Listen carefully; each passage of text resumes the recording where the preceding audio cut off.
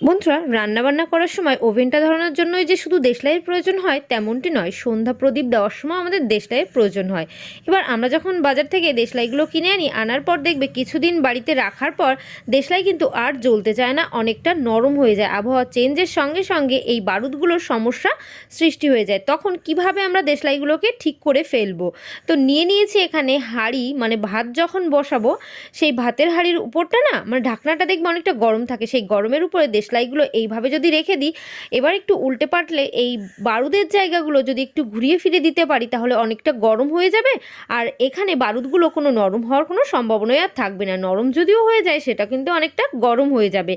তো এর ফলে দেশলাইগুলো আমরা যখন জ্বালাবো তখন দেখবে আমাদের আর ওই সমস্যাটা হবেই না। তো যখন দেখবে দেশলাই জ্বলছে না, প্রবলেম হচ্ছে, তখন গরম হাঁড়ির উপরে রাখলেই দেখবে দেশলাই জ্বলতে আবারও শুরু করে দিয়েছে। তো বন্ধুরা, আশা করছি এই টিপসটা অনেকটাই ভালো